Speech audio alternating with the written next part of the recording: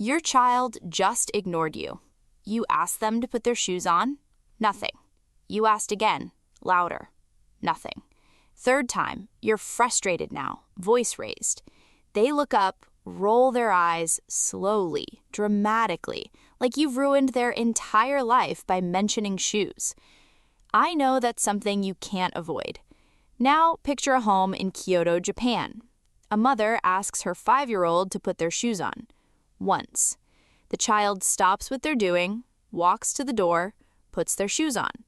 No eye roll, no negotiation, no third request.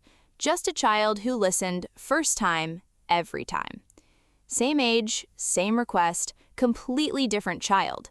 So what is that Japanese mother doing that you're not?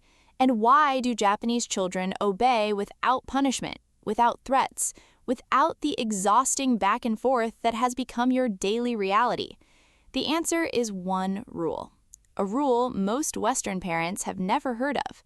And once you understand it, you will never have to ask your child twice again. Here is what most of us do when our child doesn't listen. We repeat ourselves. Put your shoes on. Silence. I said, put your shoes on. Silence. Put your shoes on now. They move, finally, and we think it worked. But here's what actually just happened inside your child's brain. They learned that your first request means nothing. Your second request means nothing. Your third request, the loud one, the frustrated one, that's the real request. So they wait for it every time. We trained them to ignore us. Not on purpose, but through one habit we repeat 20 times a day. We ask, they ignore. We repeat, they ignore. We escalate, they move. And the child's brain locks in the pattern. Mom isn't serious until she's loud. Dad doesn't mean it until he's angry. Japanese parents never create that pattern because they never make the first request optional. Not through punishment, not through threats, through one rule that changes the entire dynamic. Western parents ask, how do I get my child to listen? Japanese parents ask, how do I make sure my child knows I mean it the first time? Read those again. One chases obedience after it's already failed. The other builds it before the request is even made. You cannot demand respect in the moment. You build it in the 1,000 small moments before. The Japanese rule is called Ikkai de Kiku. 3 characters. 1 and time and listen. Literally, listen the first time. But Ikkai de Kiku is not an instruction the parent gives the child. It's a standard the parent holds for themselves. Because here's what Japanese parents understand. The child doesn't decide whether to listen the first time. The parent decides whether the first time matters. And they make it matter through one specific practice. Here's exactly how Ikkai de Kiku works. Before a Japanese parent makes any request, they do 3 things. First, they stop everything. Not calling from the kitchen, not asking from across the room, not speaking over the TV. They physically stop what they are doing. They walk to the child. Second, they get to eye level. They kneel. They make eye contact. The child's full attention is on them before the request comes. Third, they say it once, calmly, and then they wait. Not loudly, not twice, not, okay, honey, if you could maybe just once. Clear, calm, then silence. And here's the part that changes everything. After they say it, they don't walk away.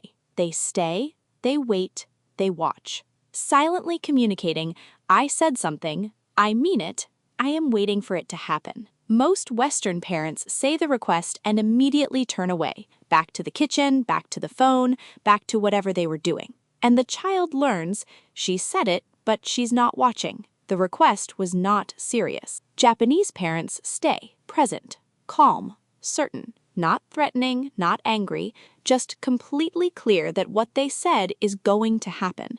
And the child feels that certainty. A child's brain is extraordinarily sensitive to whether a parent means something or not. They can feel the difference between a request that matters and a request that's optional. When a parent walks across the room, kneels, makes eye contact, and speaks once, the child's brain registers, "This is different. This is real. This is happening." When a parent calls from the kitchen and goes back to cooking, the child's brain registers, "Optional. I'll move when it gets louder." The request was the same, the tone was the same, the words were the same, but the physical commitment was completely different, and the child responds to the commitment, not the words. By age 3, Japanese children have experienced this hundreds of times. The parent stops, walks over, eye level, one calm request. The child has learned, when she comes to me like that, it is time to listen.